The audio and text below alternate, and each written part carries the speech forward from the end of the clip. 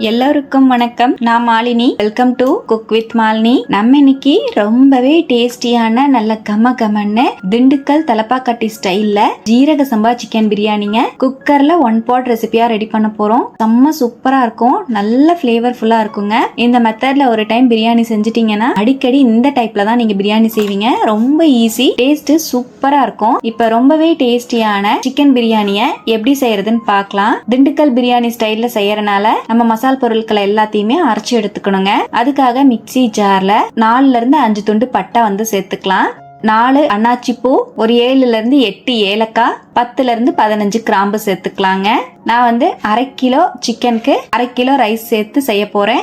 அதுக்கான அளவுகளை சொல்லியிருக்கேன். நீங்க சிக்கனும் அரிசியும் எடுக்கிற அளவுகளுக்கு தகுந்த மாதிரி கூட்டியோ குறைச்சோ மசாலா பொருட்களை சேர்த்துக்கோங்க. 3 காஷ்மீரி மிளகா ஆட் பண்ணிக்கலாம். காஷ்மீரி மிளகாக்கு பதிலா நீங்க 2 வரமிளகா கூட சேர்த்துக்கலாம். எல்லாத்தையும் ஃபர்ஸ்ட் அரைச்சு எடுத்துட்டு வந்துடலாம். பாருங்க, ஃபர்ஸ்ட் ஸ்பைசஸ் எல்லாம் சேர்த்து நல்லா இந்த மாதிரி அரைச்சிட்டேன். இப்ப இதோடவே 1 கை சின்ன வெங்காயம், 1 கை பூண்டு, 3 இன்ச் இஞ்சி ஆட் பண்ணிக்கலாங்க.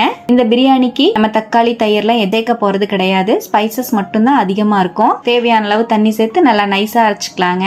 பாருங்க, இந்த மாதிரி அரைச்சு எடுத்துட்டேன். இந்த மாதிரி நைஸா அரைச்சு வச்சுக்கோங்க. இந்த பேஸ்ட் தான் நம்ம பிரியாணிக்கு செம்ம ஃபிளேவராகவும் டேஸ்டாகவும் இருக்க போகுது. நான் இன்னைக்கு 1/2 கிலோ ஜீரக சம்பா ரைஸ் எடுத்திருக்கேங்க. ரைஸை ஒரு 2ல இருந்து 3 வாட்டி நல்லா வாஷ் பண்ணி எடுத்துட்டு வந்துடலாம். தேவையான அளவு தண்ணி சேர்த்துக்கலாம். ஒரு 1/2 மணி நேரம் ரைஸை ஊற வச்சுக்கலாம்.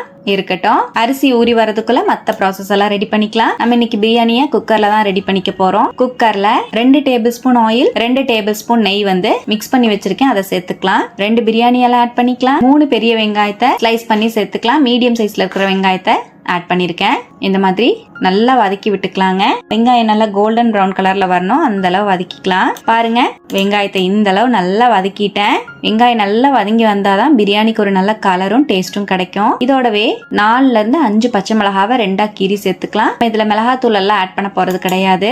பச்சை மிளகாவும் நம்ம அரைக்கும் போது சேர்த்துன அந்த மிளகாயும் மட்டும்தான். உங்க காரத்துக்கு தகுந்த மாதிரி நீங்க மிளகா வந்து ஆட் பண்ணிக்கோங்க.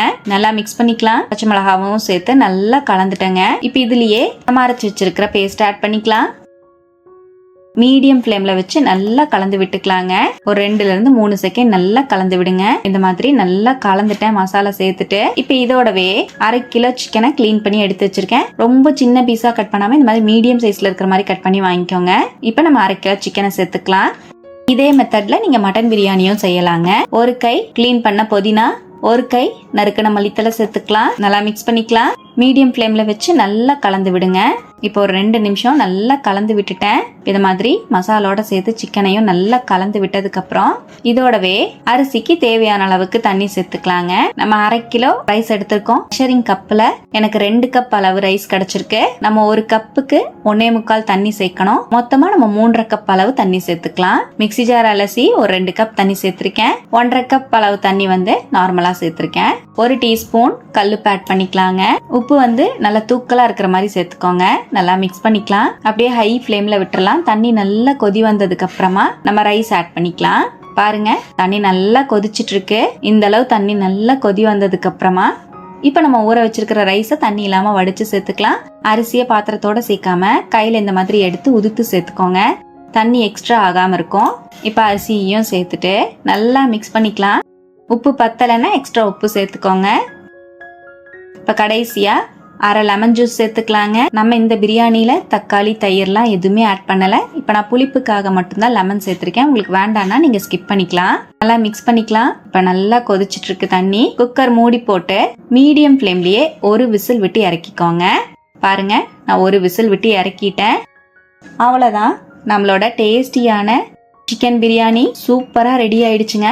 1 pot ரைஸா செம்ம டேஸ்டா இருக்கும். குக்கர் ஓபன் பண்ணும் போதே நல்ல கமன்னு செம்ம வாசமா இருக்கும். நமக்கு சிக்கன்லாம் உடையாம பொறுமையா கலந்துக்கலாம்.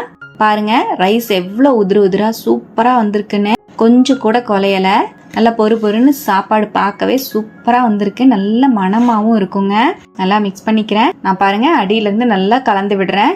கொஞ்சம் கூட சாப்பாடு ஒட்டாம குலையாம வந்திருக்கு. அடியும் பிடிக்கல. நல்ல சூப்பரா டேஸ்டியான சிக்கன் பிரியாணி திண்டுக்கல் ஸ்டைல்ல இதே போல நீங்களும் ட்ரை பண்ணி பாருங்க. ரொம்பவே ஃபிளேவர்ஃபுல்லாவும் டேஸ்டாவும் இருக்குங்க. பீஸ் எல்லாம் பாருங்க ஒண்ணு கூட உடையாம நல்ல சாஃப்டா ஜூஸியா இருக்கு. ட்ரை பண்ணி பார்த்துட்டு எப்படி வந்ததுன்னு கமெண்ட்ல மறக்காம என் கூட ஷேர் பண்ணுங்க. நம்ம சேனலுக்கு இப்பதான் ஃபர்ஸ்ட் டைமா வந்திருக்கீங்கன்னா சப்ஸ்கிரைப் பண்ணி பக்கத்துல இருக்கிற பெல் ஐக்கானையும் பிரஸ் பண்ணிக்கோங்க. லைக் பண்ணுங்க. ஃப்ரெண்ட்ஸ் அண்ட் ஃபேமிலியோட ஷேர் பண்ண மறக்காதீங்க ஃப்ரெண்ட்ஸ். தேங்க்யூ.